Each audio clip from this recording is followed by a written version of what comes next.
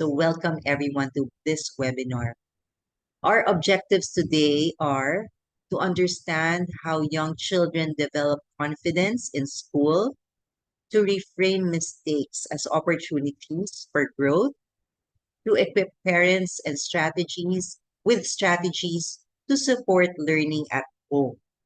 So as children begin to explore their independence, missteps are a natural and necessary part of their growth. Yet, in our concern as parents, we may sometimes overlook that these moments are valuable learning opportunities. That's why in this webinar, we chose to call them missed takes, not mistakes. What we say to our children today can become the voice they carry within themselves as they grow, especially in adolescence. With this in mind, today's learning encourages intentional and peaceful parenting, approaches that nurture not only resilience, but also their long-term mental health and self-belief. So it is my pleasure to introduce our speaker for this session. She is Dr. Clarissa Carmelita M. Ligon, a dedicated educator and mother of two sons. She's currently a faculty member of the School of Arts, Sciences, and Education here at Miriam College, where she contributes to the formation and development of future professionals in the field of education. Dr. Ligon holds a strong academic background in child development and family studies. She earned her bachelor's degree in child and development education, a master's degree in special education, and a doctorate in family studies, reflecting her deep commitment to understanding children, learning, and family systems across different developmental stages. In her personal life, she values balance and well-being, making it a priority to take intentional rest as a way of caring for her mental health and sustaining her energy as both an educator and a parent.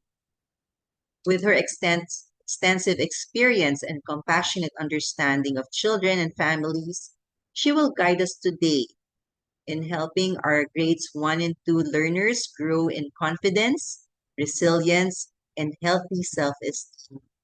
Let us warmly welcome Dr. Clarissa Carmelita M. Scott. Dr. Clark. Yes, hello. Good afternoon, everyone. Firstly, I would want to thank the Center for Peace Education for inviting me today. It is truly a great gift for parents, especially mothers, this upcoming Mother's Day. I will be discussing for a couple of minutes what it takes for our children to grow in confidence at a very young age, which is truly important. So for students in grades 1 to 2, we'll see how they can thrive in school and handle, just like what Doc Gail mentioned, missed takes. Let's go ahead and proceed first. What are some of the milestones in grades 1 and 2? Of course, at this time, they bid goodbye already to early childhood. And in the elementary level, we get to see that academics would play a bigger role. Of course, reading, writing, and math is present. Okay? We also talk about the physical milestones. So they become more fluid, okay, in terms of their gross motor skills as well as their fine motor skills. But what I want to focus on at this time would be their social milestones. Okay? And in the social milestones, we get to see self-correction, friendship stability, and rule following. And at this time, confidence is needed in all of these milestones or aspects. But the cornerstone of confidence is actually the social emotional well-being. And when we talk about confidence, it is important because the feeling of security and belonging, whether it's at home or in school, it's actually rooted in confidence. Confidence also is a great predictor in future success. And what I want to highlight is it is more so than the IQ or intelligence. Usually we focus on IQ, but let's take a look at how confidence helps children as well. Okay? It is good that as early as grades 1 to 2, at a younger age, we try to build the confidence in our children because research has shown that by ages 8 to 14, the confidence level can drop as much as 30%.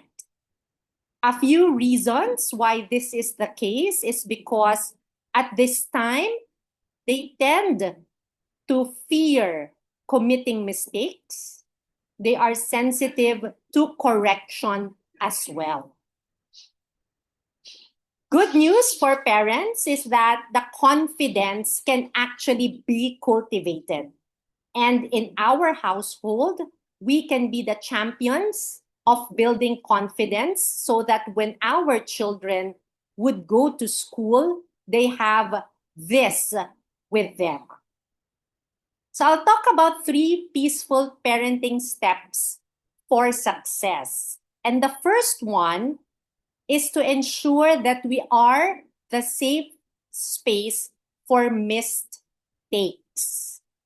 It is good that our mindset is mistakes are opportunities to learn. We have to remember, and it is good to think of the word fail as the first attempt in learning. It is through mistakes that children would be able to learn if we use it as a teachable moment. Okay? Parents, if a child was able to encounter a mistake, okay, a good question that you can ask is, what did you learn from that? Okay? How can you use this mistake in order for you to move forward? Because again, it's just the first attempt. Okay? At home, for us to be the safe space, we have to make sure that the connection is present. So I like this third bullet. Okay? And it's a good question for us to ask as well. When we correct, okay, do we connect first? Okay, so to simply put it, connect before correct. So we need to have this emotional bond, okay, before addressing the behavior, okay, of our children. Because what could happen is that you might not be able to make your thoughts come across if the bond, if the connection is not present. Okay? Children might hear what you are saying, okay, as perhaps hurtful, okay, or as perhaps too much of a correction, okay, instead of you trying to help your daughter or your son. Okay? And of course, when mistakes are present, isn't it not? Your child, we too as adults, we feel frustrated. And that is normal. Okay? So what can we do? How can we help our children, okay, when they have these feelings of frustration? So we help them, okay, find calmness. Okay? We sit with them, okay, Okay? As much as possible, we try our best that when they encounter or when they commit these mistakes, okay, when they have these big feelings, we try to ensure that our feelings are in check also. Okay? We sit with them, we help them, okay, try to manage or regulate what they're feeling at the moment. Okay, and afterwards, that's when you can talk to them about their mistakes. Okay, so it's important that you are the safe space, because how can you help build their confidence if your children won't actually tell you, okay, or share with you what happened during the day, perhaps in school? Okay, I'm sure some of the questions that you ask your children when they get home, or if you are able to pick them up, okay, is how was your day? Correct? And if your child would feel, okay, that he or she will be criticized, okay, for some of the mistakes because it is seen as perhaps failure, then I guarantee you that the next time you ask a question, your child might, okay, think twice before sharing with you these mistakes. And my question is, would you just want to hear the positive events that happened at school, or would you want to be the safe space for your child to help him or her navigate when there are what we call these concerns?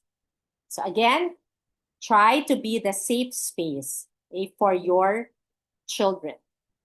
So that's the first tip. Now, the second is to value process over product. Okay? When we are able to do something, okay, create a product that is good, this definitely our confidence, okay, will increase, right? But we forget about the process, okay, that takes place when your children, okay, have to go through in school to be able to achieve, okay, perhaps a high grade, okay, in a quiz, or perhaps a project that was finished and made very well. Okay? If we just focus on the product, okay, what will happen when the product, okay, is not as positive as we want it to be? So, for example, the result of the quiz is not as high as it should be to get a passing mark. Okay, so the confidence level, okay, will go down because we focus on the product. But if we focus on the process, okay, it will help your child still have that confidence, even again if the result or the product is not as what we hope it would be. So instead of saying good job, okay, we use descriptive praise, okay, because this will be the voice of your children when you are not there as well. Okay, you spent a long time working on that project. So even if it got tricky, or there were some parts that were difficult, okay, so we are using or praising the process, okay, because if the project didn't come out very well, okay, then the confidence is still built based on the effort that was put in creating the project. So we get to be specific. And, okay, another tip for valuing process over product, what you can do is we let them know that struggle is real. It is part of life. As parents, Yes, as much as possible, we don't want our children, okay, to struggle, but okay, you can remind your child that everything feels hard before it feels easy. Okay, the more hard work you put in, okay, you feel good when you are able to achieve it. You value it more. Okay. So when the going gets tough in terms of perhaps doing homework, then you can say, yes, it is not easy. Okay. Remember the first part, connect. How do you connect? Then you say, I I know what you're feeling. Okay, when I was doing homework before, maybe for a certain subject. For me personally, it is math, and I tell my children, it didn't come easy for me too. But right now, your brain is doing the heavy lifting. And what does it mean? You are, okay, doing your best. Your brain is working, okay, and what you are feeling, this certain struggle that you have right now, is exactly what learning feels like. So you are, again, focusing on the process over the product. And what is good about this is, even, okay, when the product is not so positive, okay, you are encouraging your child, okay, and you are reaffirming your child that, okay, you saw the hard work that was placed into what the child was able to do. Okay? And in life, that is what it is. Sometimes, even if we put such hard work, the output or the product is not what we hope for it to be. If I may add, we also celebrate small successes. Okay? In our household, okay, the result of the quiz or the test perhaps isn't so good, but we celebrate, okay, the effort that was put into it. Okay? You mentioned, okay, descriptive phrase. I know, okay, that you put a lot of effort. I saw you, okay, really focusing, reviewing. Okay, you did not use any of the gadget time given to you to play games or to chat with your friends, but you really focused on preparing for this project or this exam. Okay? And I see your hard work. Let's celebrate a small win. Okay? So that when your children are able to have not so positive outcomes, then their confidence, will not um, really, go down, because they know that, okay, connected to the first step, it's just the first attempt of learning. And okay, I put process, I put effort on this. So that means to say, let me do it again. Okay. And lastly, okay, I would like to focus on empowering your children through autonomy. Right. This is very important. Okay. In school, when your child encounters a problem, okay, we often really try to solve the problem for our children, correct? So we think of, so how can we do this? What can be done? Let me help you, okay? But autonomy, being able to do things on his or her own, would allow your child, okay, confidence to be better, to increase, to grow. So what you can do is to ask, okay, to find out the details, okay, to be a good listener. Because sometimes We try our best, okay? And sometimes we don't notice we solve the problem for them. Okay, let me handle this. All right. So what do you think is the message of that to our children when that happens, when they encounter a problem at school? So I'm not saying just let your child, do things on his or her own. You're free to do that. It's up to you. That's your problem. No, that's not the case. But what I'm saying is be there as a guide. Okay? Do not control the situation. And what are some of the questions that you can ask? Okay? And then when we ask, okay, we also regulate our emotions.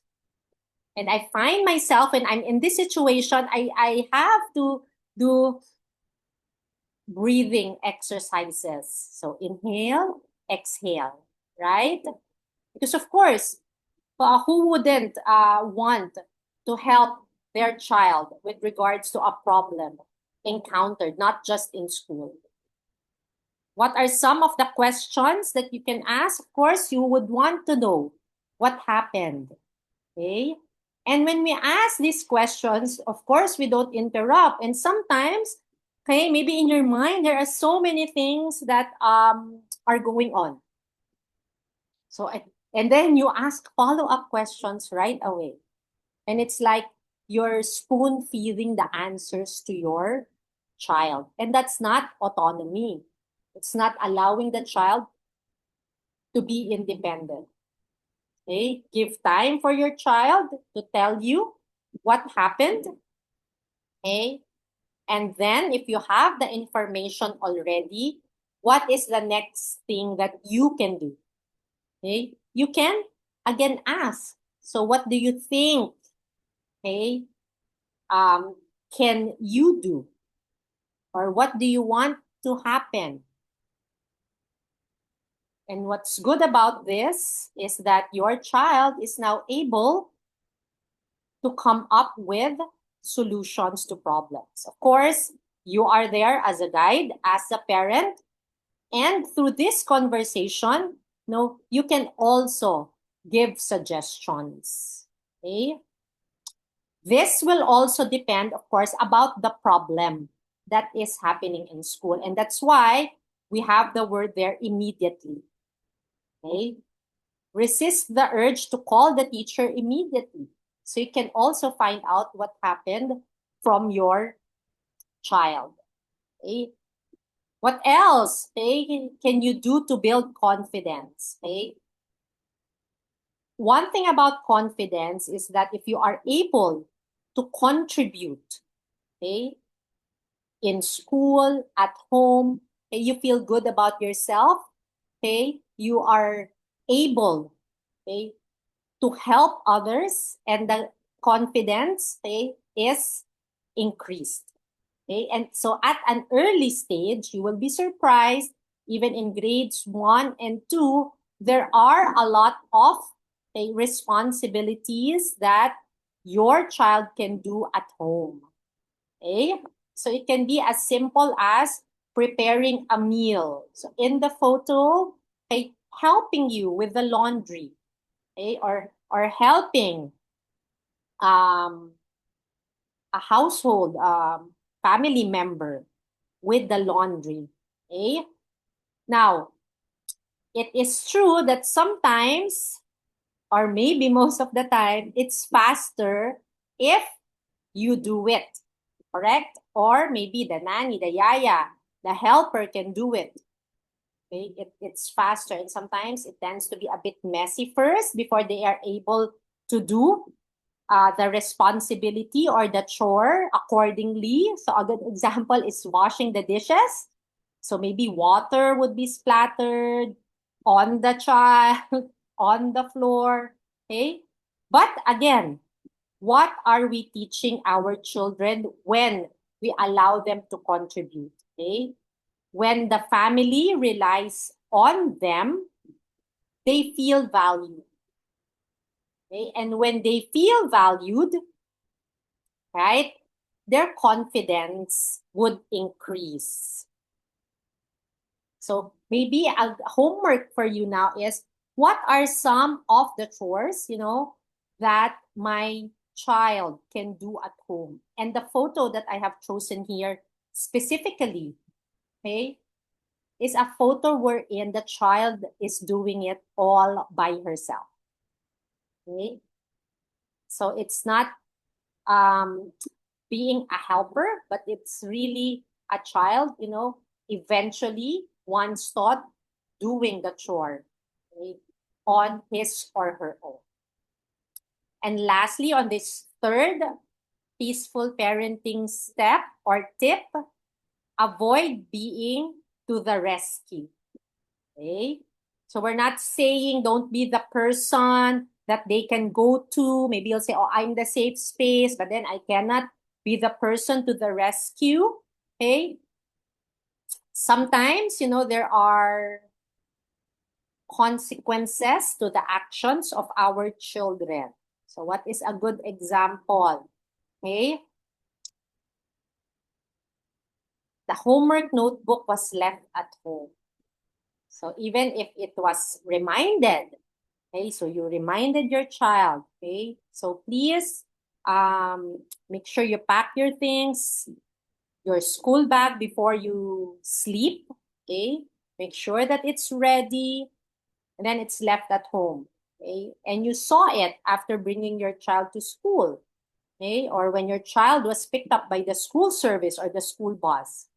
So what is the urge, right? So as parents, we want to bring it to the school. Okay? Even if the school says only medicines, eyeglasses would be allowed to be brought. Okay? Because that's innate in us. But let's resist the urge, because resilience, right, is important to be built, and this can be built when, okay, they experience natural results of their choices.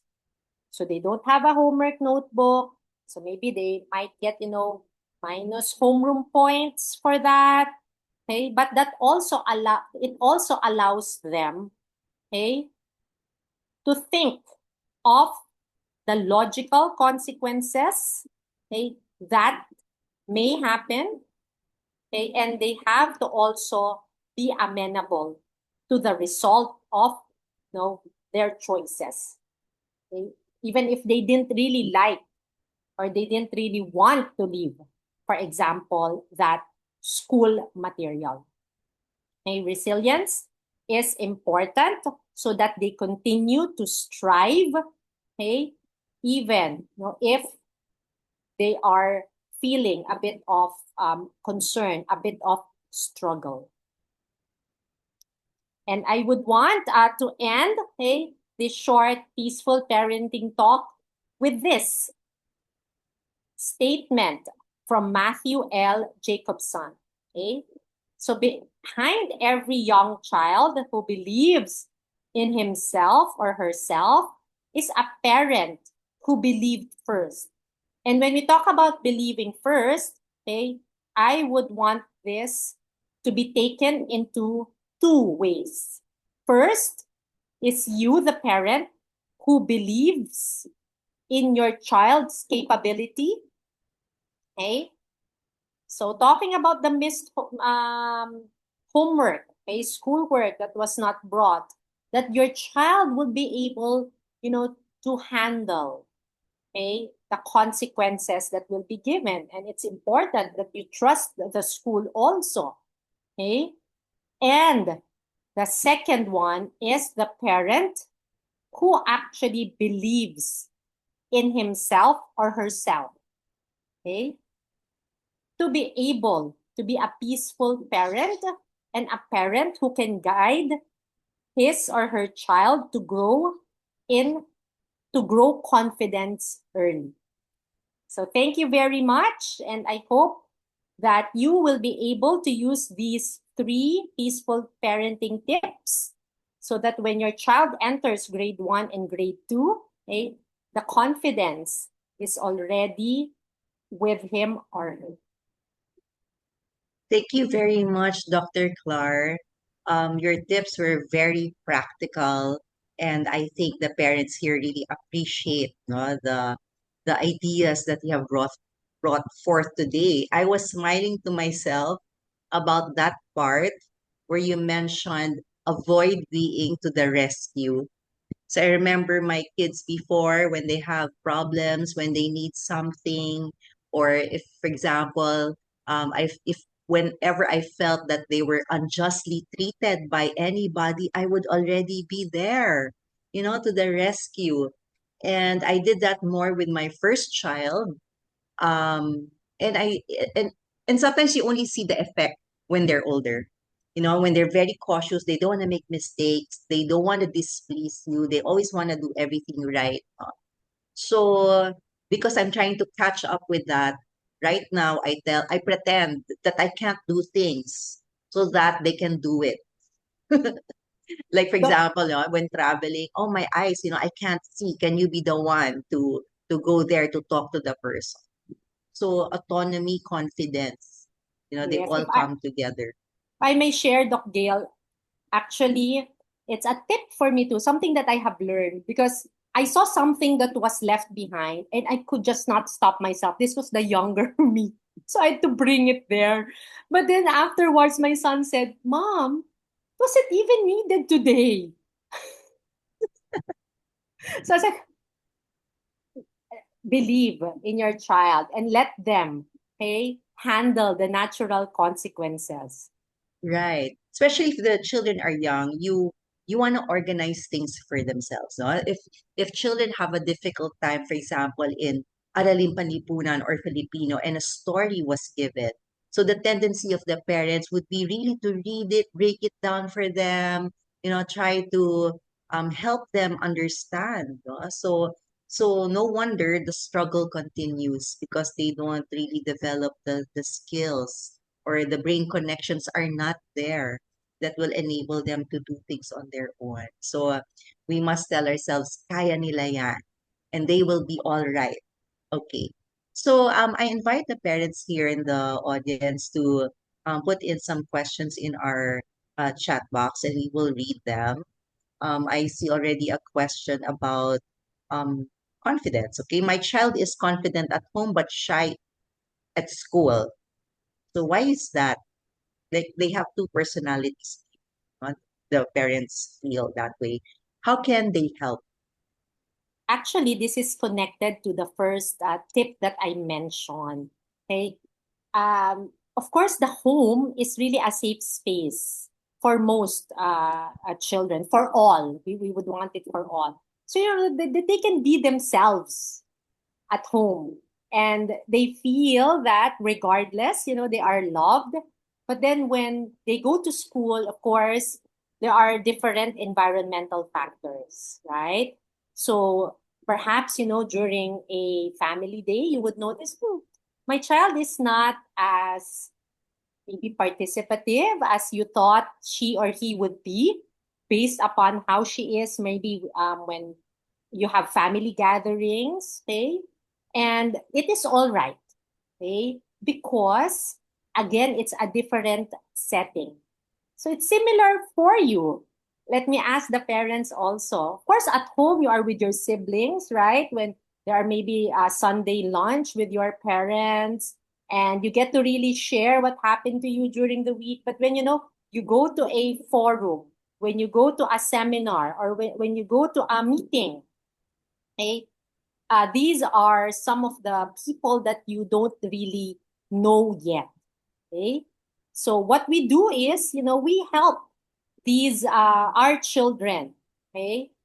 We ask, okay, how do they feel? And there are just some children who are um, okay, okay, with not really, shall I say, performing. So it doesn't necessarily mean that your child is, a bit quiet, the child is not confident. Yes, they should learn um, quiet confidence, no? And not Yeah. always needing to be the main character, right? Okay, so there's And this again, question. sorry if Yeah, I may say, it takes a lot for a person. to have that quiet confidence. And that means to say, I know what I can. And at this time, I'll just let the others shine. So isn't that so beautiful? Yes, yes. So there's room to shine. I can shine and others can shine too, right? Okay, so there's a question here. My child seems to always be scared to try new things. She's always worrying and scared. Okay, like if in the playground there are a group of kids or children that are playing and she's too shy and scared to go to the playground, and would choose not to play anymore. Okay, so is that a red flag that child seems to not want to um, socialize or be as friendly as the others in the playground? Okay, so maybe what we can look into also, uh, firstly, is that how are we as family in terms of trying new things? Right? As parents, we also model confidence. So when they see the family, oh, let's try new things. So perhaps let's try this new place that we can visit to have dinner. So let's try this new meal. So maybe that's something that we can do. Okay, so we're not saying that the parents are they themselves are not trying new things, but are we intentional in showing it to our children? Okay, so if this is the case, then maybe as a family, we'll say, you know what, we'll break the pattern this Sunday. Let's try new things, and you are intentional about it. You are trying really to let your child hear it, and it comes from you. Okay, second is that perhaps we'll see how the place is. Maybe, at home, the child might come from a small family, okay? And then maybe the playground is, there are, in that particular time, that you have a lot of children in the playground, okay? And even adults, that's also something that, we might not want to really go to. But who wants to go to the mall na may maraming tao? Correct? So what I can suggest here is perhaps, okay, as perhaps you, okay, and your child can go to the playground, okay, and have a test. I actually do this with my children when they were younger, when there is a need to. And before the start of the school year, okay, let's go first and see where your classroom is, okay, to build that confidence. And the Yes. schools would, you can just ask if schools would allow it. And so that, the next time that you go to the playground and the objective now is to play with children, then that child was exposed already prior. And that would give him or her confidence that, oh, okay, maybe I'll try it now. Because remember, I did it already previously with my mom. Mm-hmm. Yes, they should just really have a model of what to say, what to do, how to approach. And as parents, you try to be encouraging and stop saying, don't do that, you might get hurt. Ganyan, diba? So, syempre, they will be more careful and discouraged. Okay, Dr. Clark, how can praise, how much praise should I give my child? All right. So when we talk about praising, again, it's good that we praise the process, not the product. Okay, what's done and what and not. Let's say for example, your child won a contest. So of course we're proud. Okay, first place, champion. But also the effort in terms of what was done behind it for that child to achieve, okay, a certain accolade, a certain prize. Okay. Next is when we praise, okay, we give it, okay, when it is due.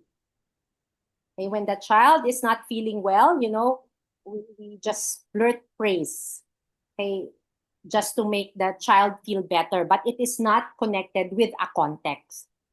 So it is important that when we give praise, it is a praise that is due to an effort that was given. Because at the end of the day, okay, when the child is used to receiving praises, okay, what happens when there's nobody praising that child anymore, right? So I don't want to do things anymore. So the child got used to external motivation to do things. Okay. Yeah, so you should attach praise to something that's really meaningful to them so that whatever you're praising has value. Dr. Clar, someone asked, how can I help my child deal with mean comments from others? This is also one thing that we hope our children will not encounter, right?